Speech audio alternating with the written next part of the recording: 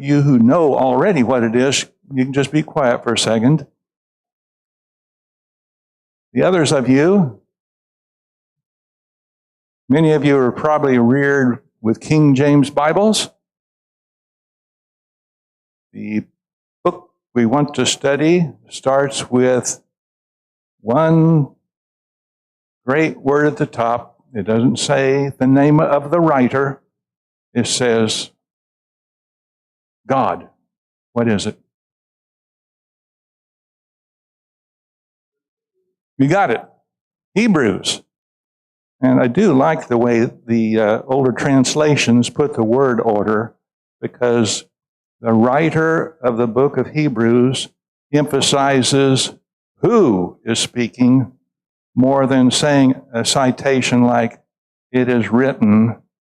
He emphasizes the Spirit or God or the Lord, and emphasizes the authority behind it. So let's turn over to the book of Hebrews.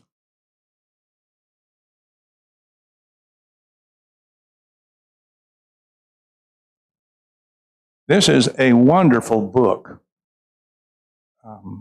It strikes me as I look at it that it is written in a homily like a sermon. There will be some comments made with the authority of God, and then punch, an application. It goes like that through the book, peppered with applications from what was written in days gone by. As you review in your heads and maybe flip through the book of Hebrews, you'll be refreshed in your thinking again how it's laid out. Some of the texts that we have already memorized, some of them are quite well known, come from the book of Hebrews. The blood of bulls and goats, you got it in your head. The Word of God is sharper, what? Two-edged sword. You have those in there in your head. And we are supposed to be subject to those who are over us in the last chapter. But the first chapter will again speak of the authority figure. We want to study this one carefully in a few moments. Now, here we go with basics. Hebrews. Who are Hebrews? Israelites, some are saying. What do you suppose the derivation of Hebrews is anyway? Now, this is a little controversial because you'd have to get into genealogies. But you might go back, way back into the book of Genesis, where you see the descendants of Seth. And one of them has a name, Hebrew as I recall, and it seems to mean people who came from the distance. Abraham came from the distance, Ur of Chaldees. So that lineage, people who came from over there. Now, what is another word we commonly use instead of Hebrew? Jews is another one we sometimes use in the New Testament, very often found Jews. And the derivation of Jews, what do you suppose? Judah seems to be behind that. So the book is addressed to those people. So the fact that it's addressed to Hebrew people means we need to be familiar with what part of the Bible? The Old Testament. Did any of you, when you were younger, go to Bible class and have to study from the books of Leviticus, Deuteronomy, and so forth? Raise your hand if you ever had to grind through all that. Wow. I had to do that when I was a kid, and we got down to the layout of things in the tabernacle, how many columns or how many this, how many of that, where everything was all located. It was really kind of tedious. Now, some of you, I see, have decked yourself out for church today. And did you have to go through a ritual to get adorned for church? Some do, some don't. It's no big deal to put on a strangler on my neck. I'm used to doing that, but it's not necessary. But that is nothing compared to what priests had to do in the Old Testament to get ready to go over and do their duties in the holy place. All the, we might call rigmarole, the ritual they had to go through. And if you're not familiar with that, perhaps skimming through the Old Testament sometimes in those passages will make you feel like, I'm sure glad I live in this era and I don't have to do all that back there. I mean, the cleansing rituals, all those things those people went through, it was quite oppressive. So, well, it was in Acts chapter 15 when there was the discussion about what would be put upon Gentile Christians. I'm not going to put circumcision on them. And there's a comment made in there regarding the old law, which neither we nor our fathers were able to bear. It was a rough period of time, so to speak, for the people to make sure they kept all of those laws. So sometimes people think it's tough to become a Christian because you have certain things you can do, certain things you can't do, and so forth. No, this is a period where it is much easier if you want to think about all the rituals those people had to go through. I'm not speaking about holiness now, I'm just speaking about the rituals, okay? So the historical background of the book of Hebrews is important, I think, for us. Mark, are you able to pop up that one called key? So I have a little chart here of some things we need to just refresh in our heads. You know many of these things. Who was Melchizedek? Priest? King and high priest. From the city Salem, later called Jerusalem, but anyway, king and priest. And that will be important in the book. Abraham offers Isaac. Is there any kind of foretelling in the offering Abraham did of Isaac and things to come later? Christ. Okay, do you see anything in your head now? We're not going to get details. Do you recall some of the things that reflect from one to the other? How many promised children Abraham and Sarah had? Abraham and Sarah. One promised child. Okay, that's very important. Exodus 19, it does us good to read that once in a while. When the law came down, Mount Sinai, what was going on at the top of that mountain and what was seen, and the people shaking their boots, all the sandals, they were scared. They didn't even want to get near that mountain. That's something that's important and brought out in this book. The law given by angels. Now, I must say, that one is kind of obscure. Because when I read in the Old Testament, I don't remember a whole lot about the law given by angels, but we'll get into that in detail, Lord willing, later. Firstborn privileges. Okay, what's the big deal about being firstborn in the old system? Yes, and what'd you get by portions? Double portion. Okay, by the way, who's firstborn in the new era? The firstborn. Christ. And technically speaking, we are also called firstborn in a sense in the book of Hebrews. We'll have to know more about that. Aaronic priests. There's a lot about that. Levitical priests. Now, I've got them separated there. Aaron versus Levi, not that they're in competition, but what's the distinction between Levitical priests and the Aaronic line?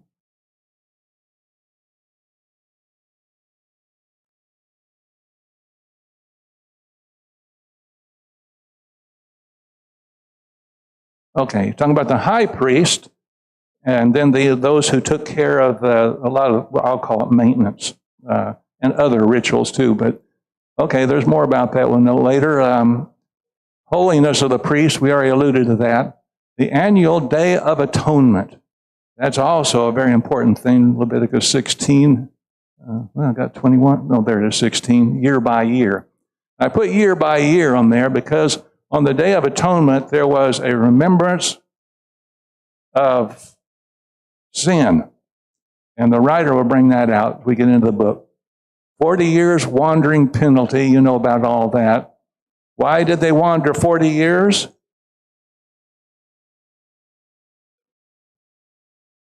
They didn't believe, right? They didn't believe they're going to get into that promised land. Okay, so 40 years got rid of who?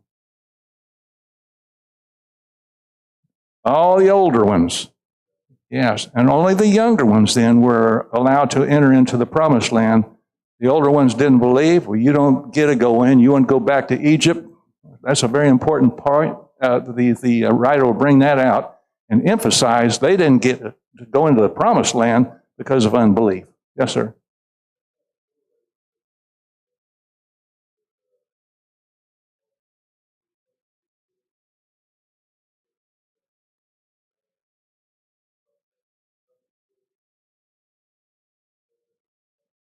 Oh, I see. Yeah. Except you be converted as a child. Yes, that's what you're alluding to. So the simple trust of a child, of the parent. Yes. People sprinkle with blood. Okay, rituals of the wicked. We won't get into all that right now. The veil I'm alluding to there is not something that the lady had on, but the veil where? In the temple or tabernacle. And the veil separated what? Holy from the Holy of Holies is worded in the Old way, in the Old Testament. Okay, and who does the Hebrew writer say has gone through the veil? Christ. So, in the figure, Jesus has entered into the what? Holy of Holies. Now, let me say, there is something that is not easy for us who are in flesh and blood at times to get hold of. We're on this earth. We're dealing with physical things. And the Bible oftentimes has to use physical figures to portray spiritual, what would a preacher say? Spiritual realities. We think this is real. But there is something that is real that is unseen. And that's hard for us to think about because we're so used to the physical. But until that registers, we'll be too earthly minded. We're not here very long. We're pilgrims passing through. And the writer emphasizes you have need of endurance or patience to inherit the promise. Stay with it. Hold on. Don't be like those people who in the 40 years wandering died off because of unbelief. Okay, so there we go. We can get rid of that graphic anytime we want to save the screens. We'll move on. The recipients of the letter, Hebrews. From your reading, was it addressed to all Hebrew people in the world, or do you believe it was written especially to Christians? Christians.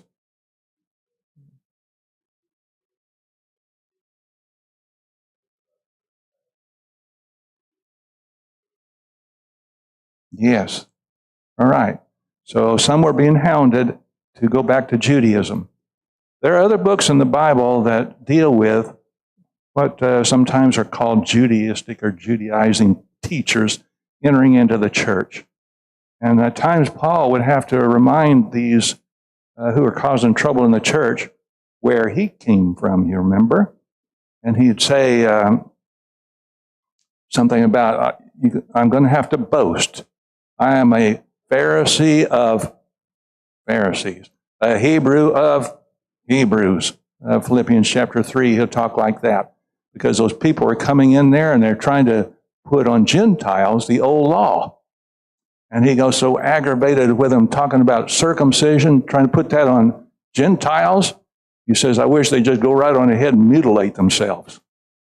I mean, that's pretty rough language there, but that's what he says in that book. So there were troublemakers trying to pull people back from Christ, back into Judaism. Now, I must say, some people in the world think, this is where I was raised. This is the religion where I was raised. This is what I'm used to. Don't bother me. This is where I'm comfortable. That still exists in this country where we live. And they don't want to get out of their zone of comfort.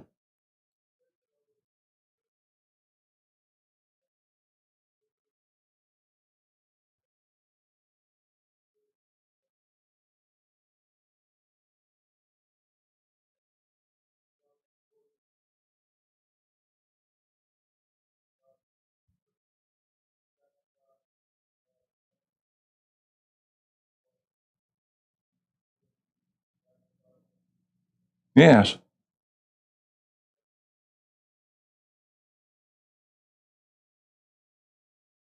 Yeah. So humans are fascinated at times with a lot of ritual, liturgy, and the formalism, and the things you're alluding to there. Here comes somebody down the aisle with some incense burning on a pan and shaking it back and forth, smelling up the room or something, or scaring away was it demons or something? I don't know what they're up to. But anyway, there's all kinds of rituals going on. And some of the members of the church here have talked about almost superstitions that attend all of that. And it's really weird. But they're used to that, and they like that. And so these people coming out of Judaism were used to the other. So you remember in the book of Acts, whenever Peter received that vision, he's up on the top of the house, those flat roofs apparently, and praying, and that sheet let down from heaven, rise and eat. And a bunch of unclean things squirming around on the sheet. What did he say? Yeah, nothing unclean's ever entered my mouth. He was revolted by it. And you're not going to have him having escargot or anything like that. That is sickening. Well, you can eat your little snails if you want. But moving on. Written to the Hebrew Christians. Now, this book title is really ancient, and some of the books that we have names sitting at the top, that was not really attached to the original letter, for example, but for our sake of knowing which book is talking about, we've put the titles at the top. And as an illustration, Deuteronomy. You think that book started off with that name as a title? Now, if you hear a duo singing, what does that mean? Okay, getting back to two. And so it had to do with the second giving of the law as how the expression came over into our language. All right. Now, there is something striking at the beginning of Hebrews. We pointed out the first word in the old versions read God, having of old time spoken unto the fathers and the prophets by diverse portions and diverse manners, and so forth. It doesn't start off with a title, an introduction. Paul, an apostle of Jesus Christ, like some of the other letters. Are you thinking about that? Why doesn't it start off with Paul, an apostle of Jesus Christ, to the Hebrews?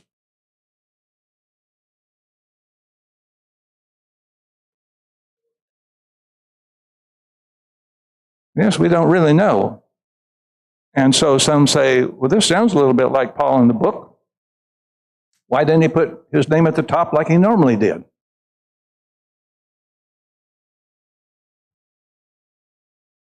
I'm just stirring your minds here.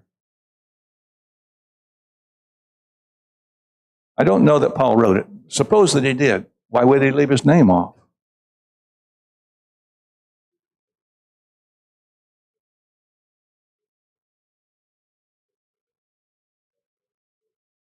Okay, going at the humility angle.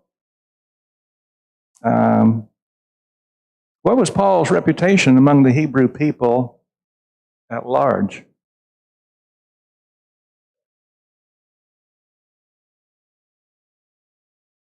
Early on, he was on the side of the Hebrew people and trying to suppress Christianity, but then he converted. And then what did the people think of Paul? No, they didn't like him. What did he do? Who was chasing him from town to town? Yes, he had trouble with that, didn't he? So some people are thinking, well, maybe Paul wrote this and he left that off at the top because it would offend people because of his background. They get all kinds of speculation. We don't know who wrote the book. Well, let's look into the matter a little bit further and see who was addressed. Going over to chapter 12, let's peek in the book a little further over. Chapter 12, verse 3 through 4, and see who is being addressed. Hebrews 12, verse 3 through 4. Consider him that has endured such gainsaying of sinners against himself, that you wax not weary, fainting in your souls. You have not yet resisted unto blood, striving against sin. Ye have forgotten the exhortation which reasons with you as with sons. My son, regard not lightly the chastening of the Lord, nor faint when you are reproved of him. For whom the Lord loves, he chastens and scourges every son whom he receives. So the recipients, he says, the author, they had not yet resisted unto blood, striving against sin.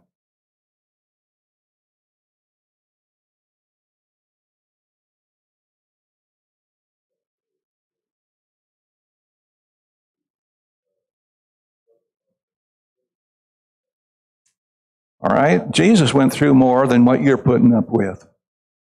Okay, I get that. But he's talking about resisting unto blood. Does it sound like they're being persecuted? Yeah. There's more in that. We could read about them having some of their goods stolen and things like that. So in Acts chapter 8, there was the persecution, verse 1 and following, because of what Stephen had said. People had to leave out Jerusalem because of the persecution from the Jewish side. Then following in the book of Acts in the history, Acts chapter 12, somebody got, well, I say murdered, but executed. Acts chapter 12, who died? Christian. No? All right, James. Very good. Excuse me. And the confiscation of the goods of the people addressed in Hebrews, you might see chapter 10, verse 32 and following. Now, again, as we see who was addressed, Hebrews 6, verse 10. Hebrews 6, verse 10. God is not unrighteous to forget your work and the love which you showed toward his name, in that you ministered unto the saints and still do minister. Excuse me. So here we have the conduct of these who administer to other Christians brought out. That's who's being addressed.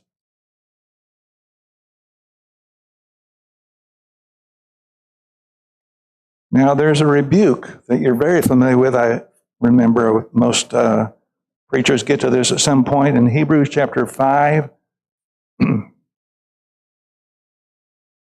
Really, it starts in verse 11 of Hebrews chapter 5 and goes clear through chapter 6, verse 8.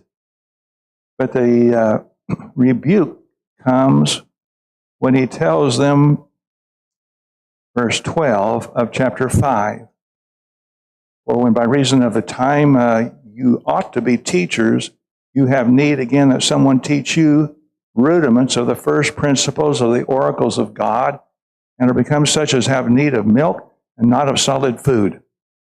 So here, the people are apparently not progressing in their maturity. So they're still needing milk. And so he gets after them. I take it because of the setting about Melchizedek, that they were not able to cope with the type, anti-type, the figures in the Old Testament to what it meant in the New. And to go back and forth, stretch their minds, and some of them were having a hard time with it. So they'd been in the faith long enough to be grounded, but they are not doing very well. All right. Now, let's go to the last. I alluded to this earlier, real quick. Hebrews chapter 13. Hebrews 13. Read verse 7.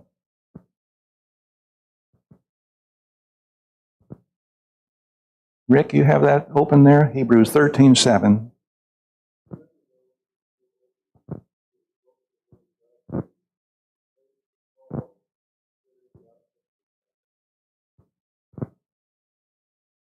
Now, he's telling them to remember them that have the rule over you. Seems like he's alluding to something that happened a long time ago. Excuse me. So in the book, as we go along, we will see that this book appears to be addressed to people who were not of the very first generation of believers. It seemed like it's written later. Now that has to bear with the warnings about the judgment that's about to come down on the people. Okay? There's a judgment coming, yes, at the end, but there's another judgment that seems to be alluded to in the book. Well, I'm kind of getting ahead of myself here a little bit. But again, if you're trying to figure out who was the person who wrote the book, you might take note of Hebrews 13, verse 12 and following.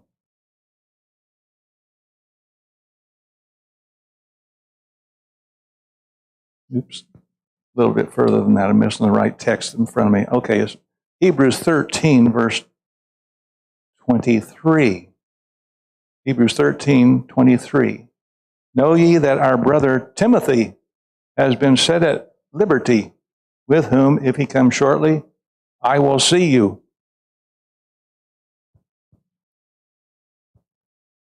Does that give you any clues about who might have written the book? Who ran around with Timothy? Paul did. So a lot of people would say this must be from Paul because he and Timothy were buddies.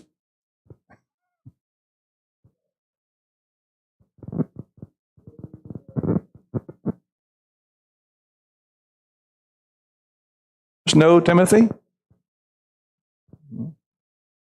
Well, a lot of these people knew each other. How about Apollos? Did Paul know Apollos? Well, yes. In 1 Corinthians chapter 1, he names him. Am I wiggling and causing something staticky? Okay. I like to fidget, so it's hard for me to stay still. Okay.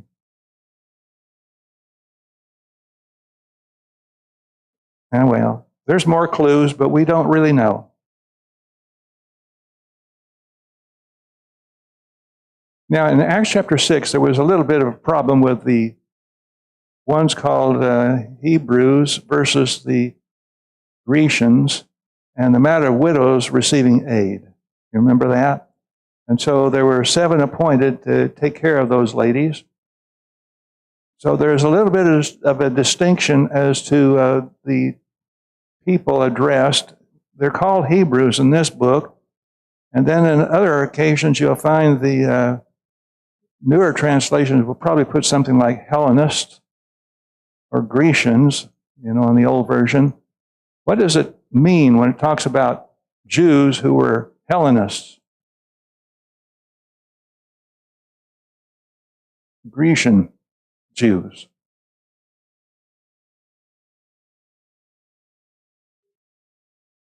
Greek-speaking Jews. All right, that's part of it.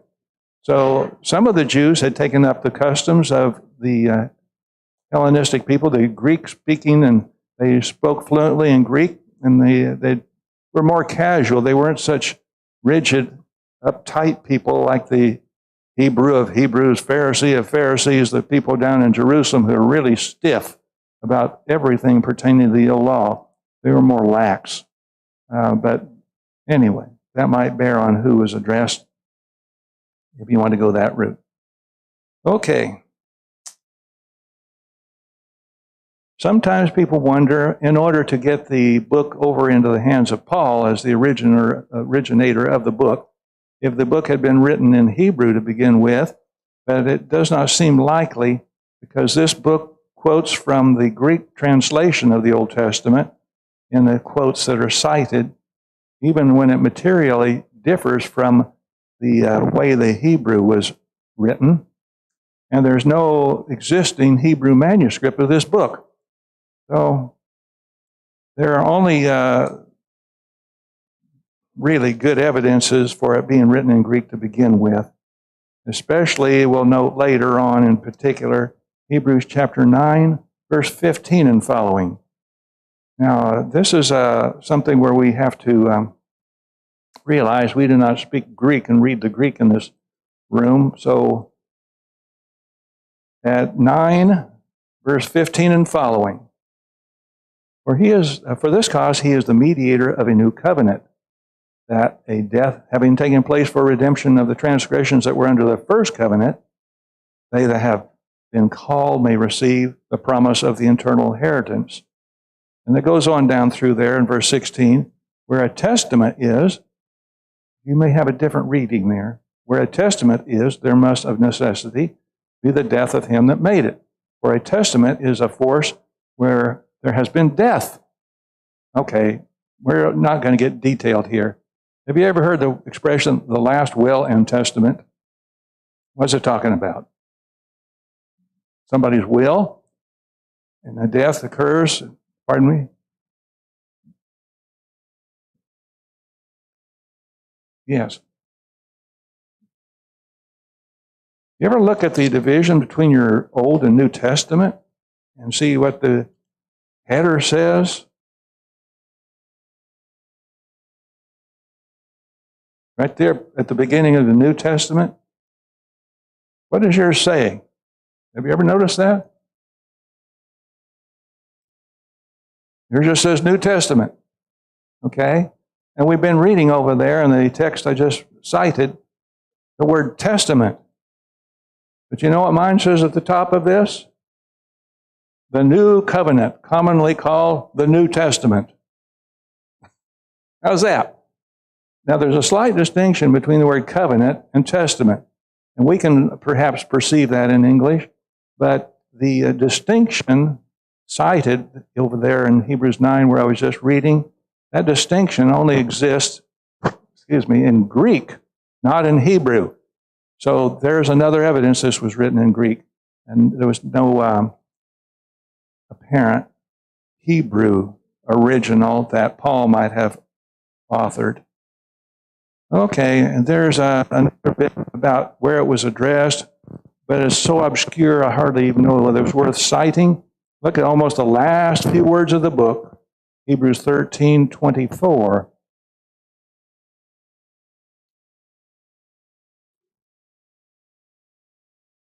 Now I'll read mine up here. It says, "They of Italy salute you." Do all of your translations say, "they of Italy"? Yours says, "from Italy."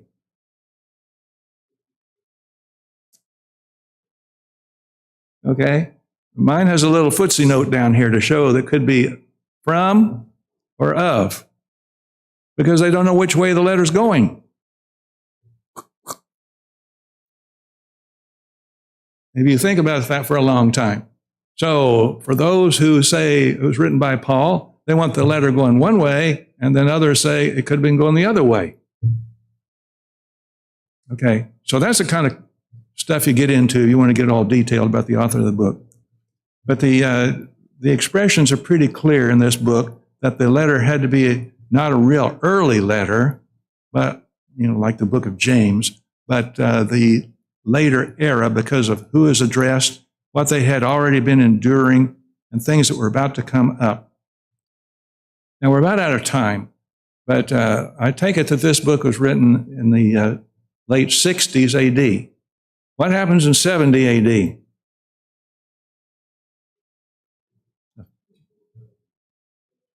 Destruction of Jerusalem. And who lived in Jerusalem? The Jews, the Hebrew people. Did Jesus ever warn the people when he was in his earthly ministry about what was going to be happening to Jerusalem? Matthew chapter 24. And he's telling you, if you see the city surrounded and so forth, get out of there. You don't go back and get anything. You get out of there. Not one stone will be left what?